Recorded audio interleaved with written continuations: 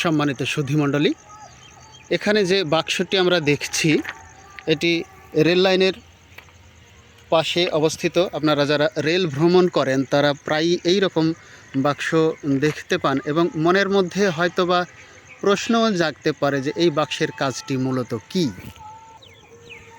এই বাক্স থেকেই লাইনের ট্রেনগুলো নিয়ন্ত্রণ করা হয়, বা একটা লাইন থেকে আরেকটি লাইনে যখন ট্রেন পারাপার হয়, ক্রসিং যেটাকে বলা হয়, সেই কাজের জন্য এখানে কিছু তার সংযুক্ত করা হয়েছে, যেটা রেলওয়ের অফিস থেকে স্টেশন মাস্টার নিয়ন্ত্রণ করেন।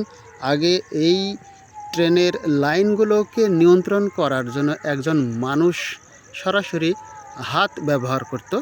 লোহার হ্যান্ডেলের মতো একটি যন্ত্র ব্যবহার করে সেটি ব্যবহার করা হতো।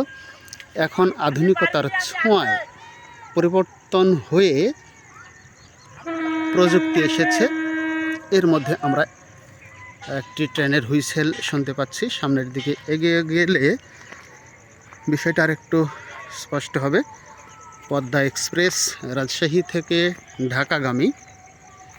একটু আমরা সামনের দিকে এগিয়ে চলি। এখন এখানে দুই ধারে দুই রকমের লাইন আছে, বা দুইটি লাইন। দেখুন, ট্রেনটি সোজা আস্তে আস্তে বাম পাশে ক্রস করে চলে আসছে। এতক্ষণ মনে হচ্ছিল সোজা লাইনতেই আসবেই, কিন্তু পরে ডান পাশে ক্রস করেছে।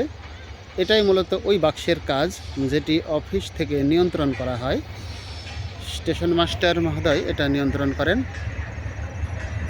সত্যিই আমরা আধুনিকতার ছোঁয়ায় আরও দূরে এগিয়ে যেতে চাই।